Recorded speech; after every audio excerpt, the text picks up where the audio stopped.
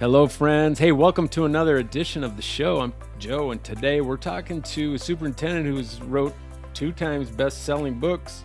Rumor has it there's another one on the way. He's named top 100 educational influencers while leading a K-8 shore town district in the great state, beautiful state of New Jersey. Glenn Robbins, superintendent of Brigantine Board of Education. Welcome to the show, Glenn. Thank you, Joe. Appreciate that. Hey, tell us, what's it like to be you today, sir?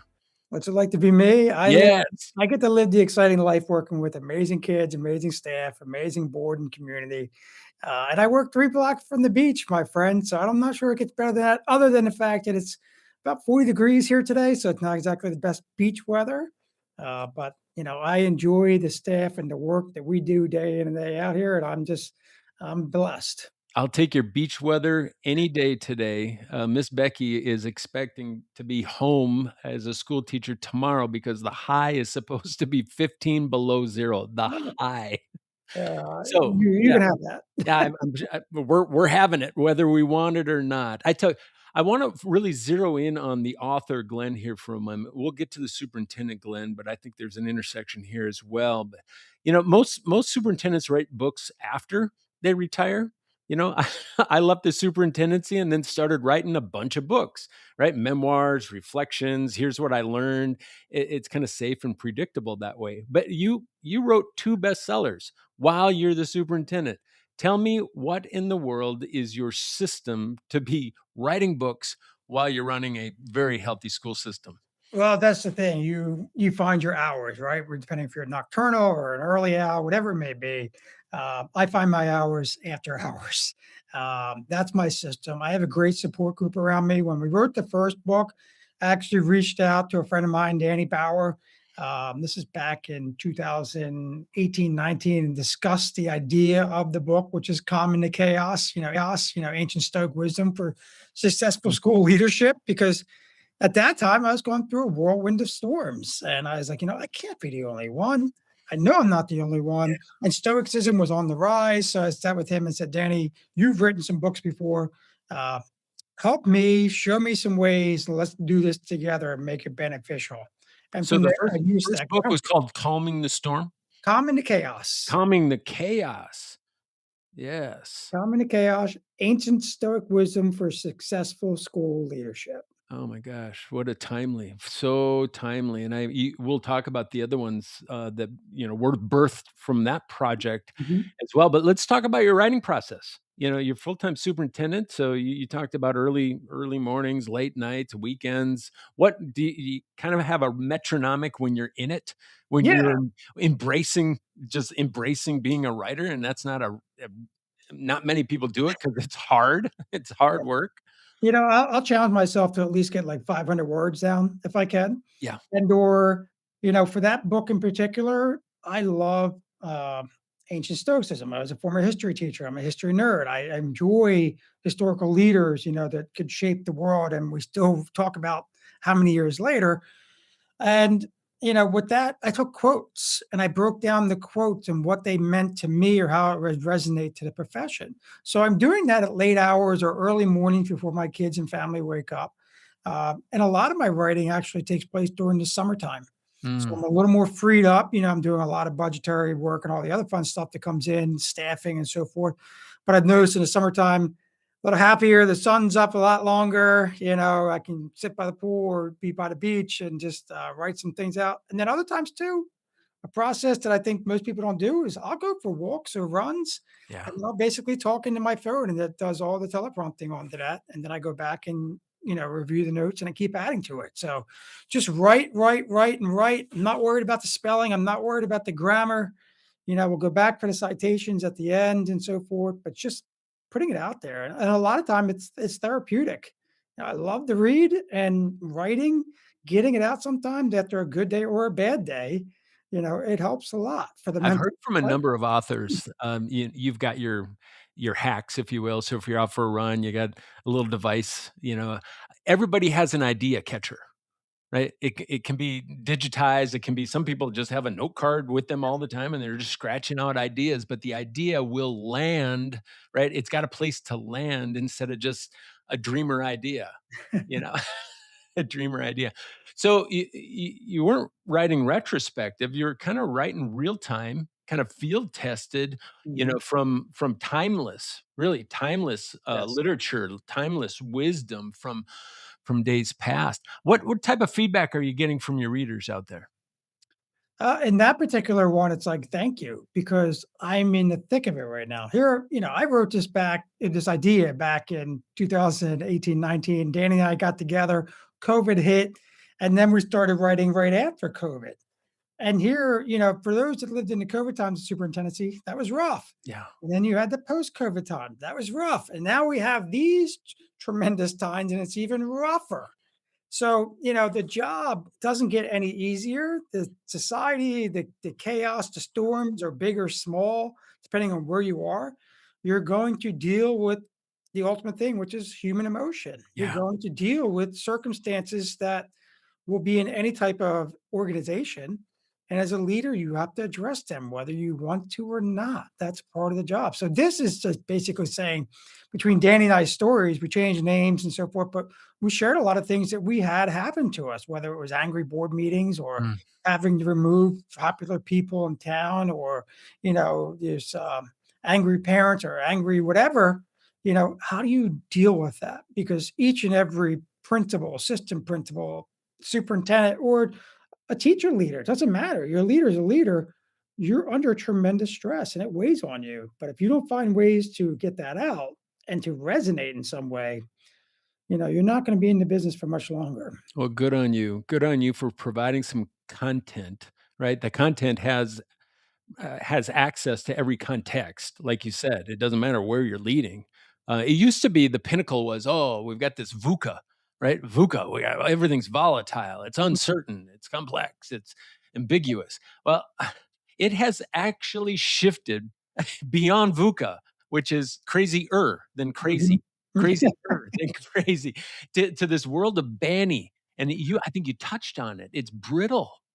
It's just Yes. brittle right It's now. a It's delicate balance each it's and it's every day. anxious. Everybody's just anxious and anxiety, right? And what do we do?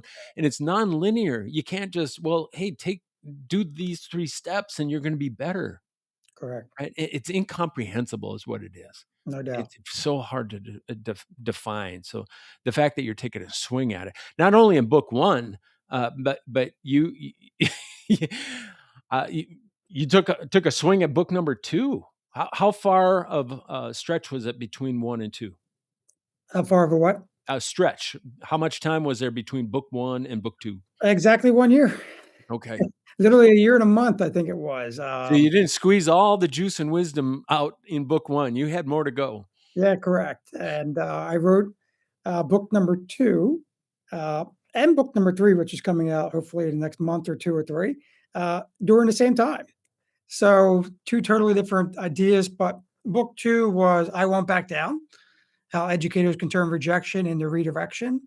And sort of like you were just mentioning, like it's a very brutal time, it's a very hostile time. Yeah. And I can't tell you the amount of times that people get told no, or they get rejected from an interview, or they're looking to move up. I deal with hundreds of aspiring superintendents I mentor across the country, such as yourself. You're trying to help people grow, and you hear their stories about being rejected. And I try to spin it, share stories in that book based on musical artists. So Mm. every chapter is a famous musician who was rejected, but it turned him into a better trajectory for the better. Wow. So I Won't Back Down obviously come from Tom Petty. Tom Petty, um, he's already a star, but he wrote his first solo album, Full Moon Fever. And he went to his executives and they said, no, this is not good. It's going to be a dud. And he was demoralized. He was beaten down. He put his heart and soul into his work. And if you've listened to that record, there's a bunch of great songs on there. And his friend, during that time saw him down and said, hey, why don't you come out to dinner with me? And they did. And while they were there was musical instruments up in the front. And friend says, hey, let's go jam some of your songs. Why not?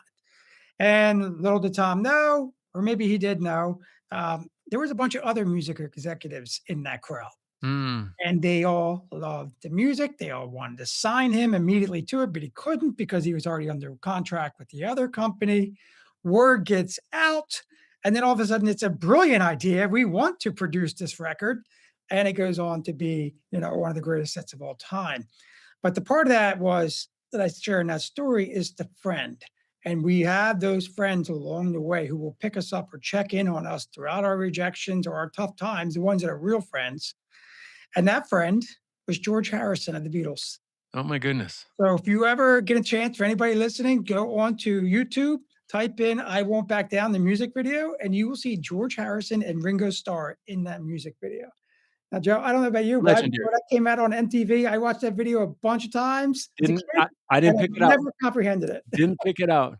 But the lesson there, it is probably not what you're pursuing, Yeah. right? Because Tom Petty was pursuing what ensued, Mhm. right, along the way, Yeah. and You know, how powerful of a message that is. You don't always know what's around the corner if you are yeah, a leader. You do yeah, not, but and you you need can't those just sit. friends. Yep, you You need those friends cannot to sit. keep You on. gotta Yep, link up with others, and you go around the bend together, yep. And it's right? funny, you were So talking about that, the next chapter, I've kept this on my wall the last, couple districts I've been in. That is the old, uh, poster for the Monkees in concert 1967 from Jacksonville, because this is another chapter. okay. The opening act, because the Monkees thought this person was great and it was gonna change the course of music, the opening act was Jimi Hendrix. That's something that's a juxtaposition to the monkeys. So to the Monkees, for those listening, that's like a boy band with Right? an extreme rock and roller that do not match up, and he was booed off the stage numerous times. He was criticized multiple times. He was quit. So one of the greatest rock and roll guitarists of all time almost quit, but he didn't. He hung in there. He stopped touring with them eventually and went overseas. And then his trajectory and his career went to a whole nother level. And then how is music today based off of his music, not necessarily the monkeys, Oh my but how god. do you listen to the critics there? And that was in that particular chapter was, are you in the right environment? Someone might not Mm, see the work that you do day in and day out, but when you go someplace else, you might be beloved or a star. So that's the tough reflection questions. Like, even though you got rejected, there's yeah. something better elsewhere, and it might be a completely better thing where people celebrate and appreciate your work. So said differently, you can be fully relentless on purpose in the wrong place Yep. and not be received, Yes. where place could be the independent variable to have both light up. Yeah. Your purpose and place must be something that definitely jives with each Yeah. other. And it keeps going on in the book about all these various different artists who went through that, but I tied in with education on it as a leader, your journey throughout that. And to you just mentioned, does it tie into where you are? I have another chapter in that book that talks about, no matter what you do, you'll never be able to please the agenda of a certain town that you're in or please the agenda of a certain board that you're working for. So, you have to understand that as a leader that you need to work together. And if it's not functioning, maybe you're not in the correct Yeah. environment. So, Yeah. No, I resonate with that. I know enough leaders out there that are righteous people that just found the wrong place and got dumped. yeah, And and no matter and what they do, they can be doing amazing things, but it's never good enough. It's right. never enough. And so that's how that book came about. I love music. I still I could probably owe tell. money for those, I would not wanna play CDs the for song game candy. with you. I would lose, royally lose my shorts. Hey, let's talk, Glenn, top 100 educational influencers. That's not a participation trophy. That is something that you have earned. And maybe when you got this recognition, I don't know if your first thought was finally, validation. I've been working my socks off to get, or if it was, oh no, I got to live up to this now. You know what? It's funny you mentioned that. I remember back being a principal and I got the National Digital Principal Award from NASSP. That weight on those shoulders was tremendous because now it was, I need to know everything about technology all the time. And then I realized, along my journey, am I doing it for myself or am I doing it for show? Mm, And I felt like that show aspect was kicking in. I didn't like that. I'm very modest, humble person. I introduced myself as Glenn. Half the time you don't know I'm the superintendent or where I'm from or what I'm doing. So for me, it was once again a humbling experience, but it was also for this top 100. It's showing that I have hundreds of people in my district who are doing amazing things. Yeah. So I'm So good. just blessed to be alongside of the ride with them and working with them each and every day. That I get to work with the school board and the city council and everybody in the town for all the right reasons. I'm very uh, humbled and blessed by that because I know many like you do who do not have that opportunity. Yeah. Wow. Um, let's shine a little bit of light. I mean, your influence to the people across many different communities and districts is one thing, but you're mentoring a lot of good folks right there locally. You've got this little elemental, right? Is it, they still call it that? I thought that would be the dream job, to be an Pre-K to 8. elemental principal, right? I was a middle school principal for a while, 6'8". Most fun job I ever had, right? And then I went to a high school. You don't have a high school. Tell me what it's like leading in a system without a high school. Well, what's kinda unique? I did 9 years of my first part of my career in a high school. Uh, Probably the largest in South Jersey and probably the most diverse in the state. So I went from being a high school history teacher to high school soccer varsity coach to assistant principal, for 9 years. And then I went to middle school and then elementary, and I love it. It is amazing. I get to wear fun, wacky suits because the kids and the grandmoms and grandpops love that kind of stuff. The Folks, if you haven't seen those fun, wacky suits, I think he's underplaying this thing. You just scroll LinkedIn for a while, and you're gonna see some of the most I don't believe he passed through security wearing that thing. Yeah. But you know what, though? The kids love it because I'll be honest with you, I wear it because, like you mentioned earlier, there's a lot of anxiety, there's a lot of worry in the world.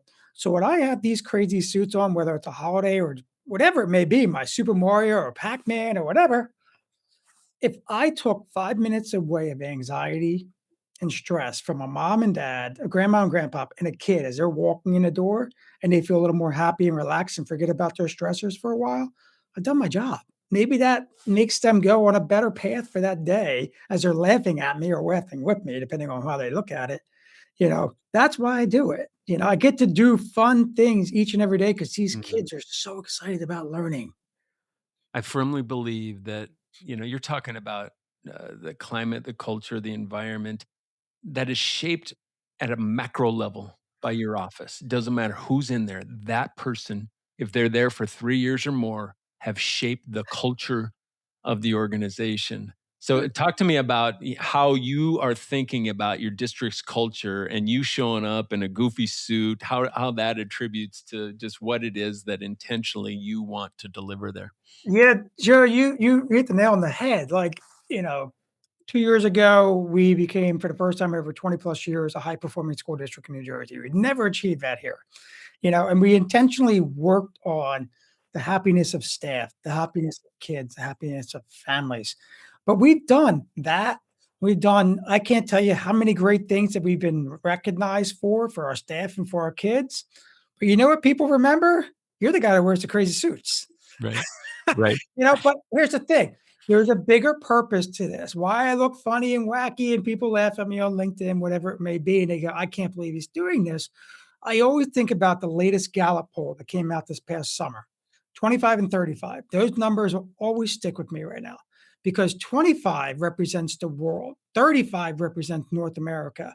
And that is the percentage that are happy and believe in what their organizations are doing. We're on the good side of that, right? Did you say the US is 35? 35%. That means two-thirds are not happy. Yeah.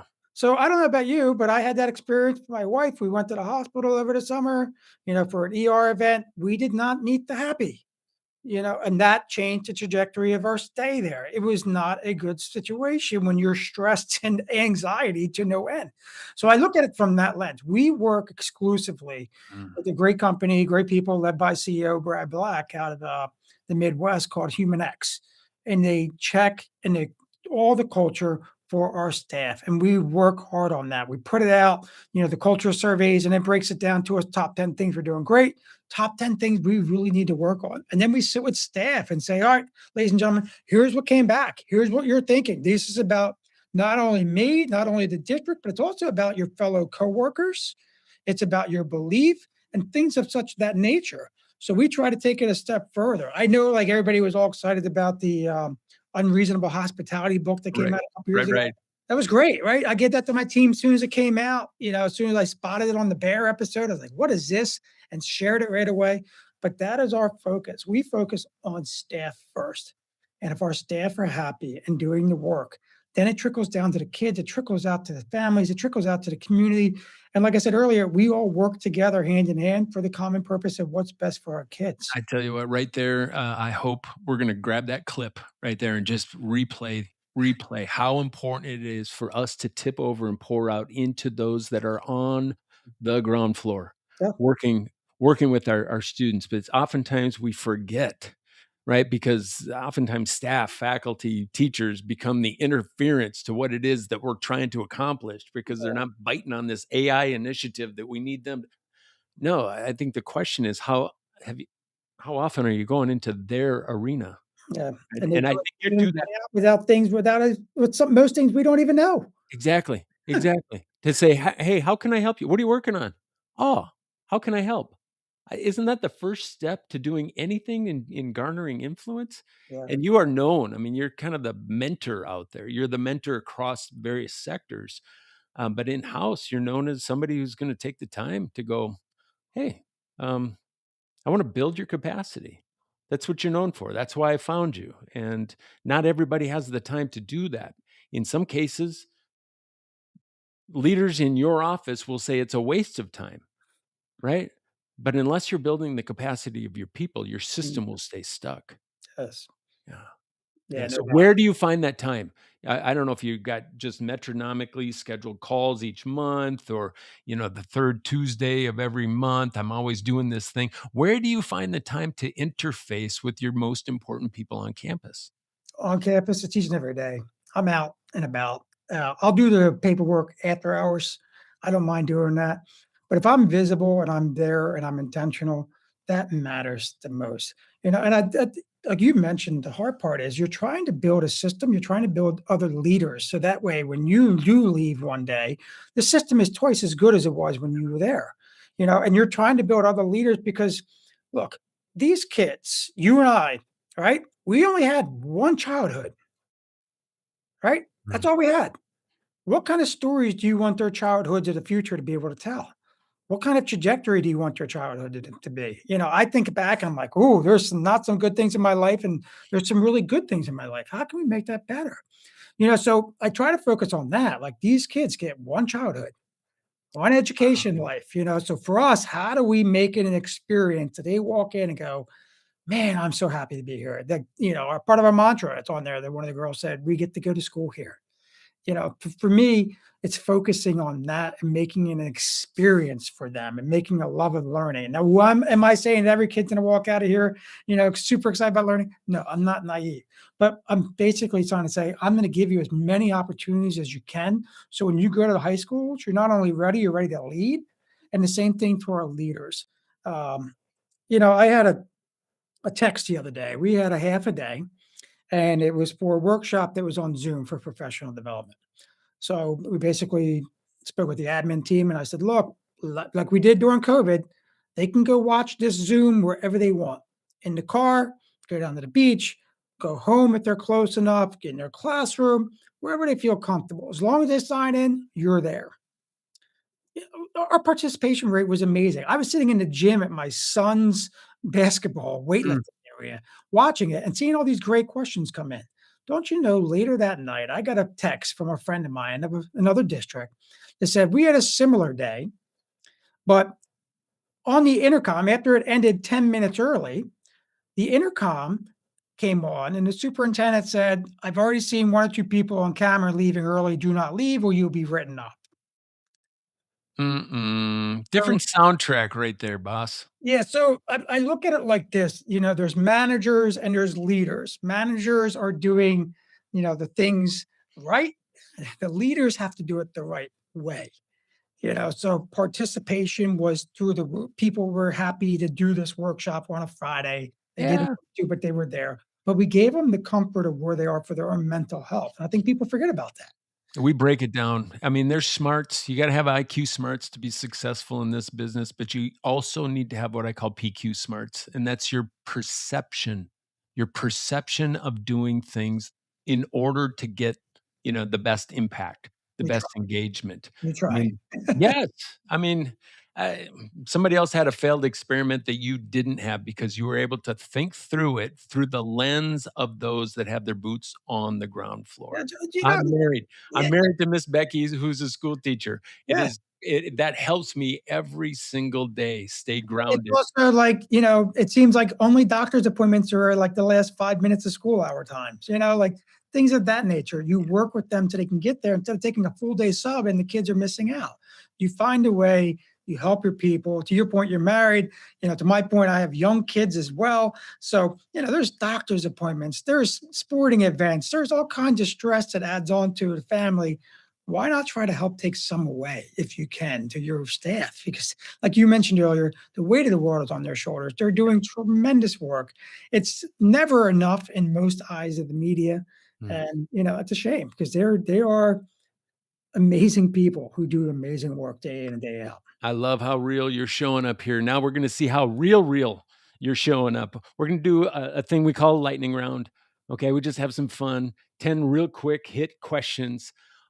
Question number 1. What's a quote that you live by? I think it's a paraphrase Marcus Aurelius.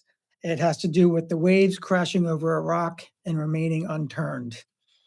So good. Are you a morning person or a night owl? I'd say both, but more nocturnal at the night. A decision that you'd make 10x, 10 times over. I do it infinity, marrying my wife. Excellent answer. Excellent. How pork roll, huh? Or Taylor ham? There's not even a conversation here, my friend. It's just strictly pork roll. Jersey boy. How about best lesson? Because you're working on book number 3 right now. Best lesson that you took from book 2 that is helping you to write book number 3. You know what? The editing process is never easy, getting in the thick of it. I think of the military mantra, because this book has to do with all of historical leaders. I think of the military mantra, embrace the suck. It's gonna stink. It's gonna if you were not a superintendent, what are you gonna be doing? You know what? It would have been a chef or a sports agent, thanks to Jerry Maguire. There we go. The name of the movie could have changed, you know? How about the teacher Glenn? What's that teacher Glenn back in the day thinking about superintendent author Glenn? Yeah, I don't even know where to begin with that thinking process, to be perfectly honest with you. How about a word or a phrase for Brigantine's future? Exciting. Love that. Love that. Best thing about leading a short town that most people, I don't know what leading a short town is all about. What is the best thing? Besides being able to take lessons and classes down to the beach, the best thing is small town, big heart. We're all working together for the right reason for the kids, and that's not an easy task that many other superintendents have, and I'm very lucky to have that. Destination Brigantine. Yes. AI versus your best teacher. Who's going to win, boss? Best teachers, hand down. You heard it. You heard it. I think here's what Glenn just proved. And I just so appreciate you're one of the most real people we've had on the show. It's not the constraint of time. I think it's your priorities, isn't it? It's being able to effectively prioritize your preferred future. What is it that you want to do? Well, make priority for it, We all right? have the same hours. We all have the same We days do. of the week.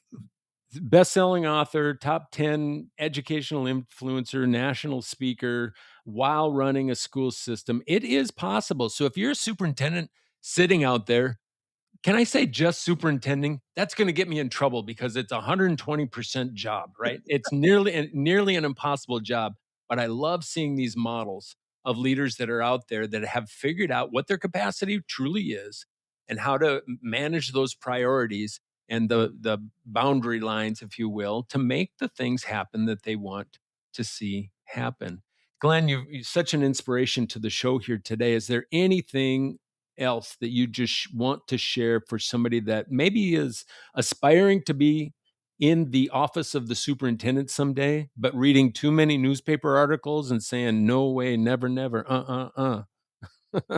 Yeah, I think, a couple things. Number 1, reach out to me, go on my website, glenrobbins, 2 N's, 2 B's, .com. You can contact me. I'll gladly help you through the process, whether it's interviews. Like I mentioned earlier, I mentor countless aspiring superintendents across the country.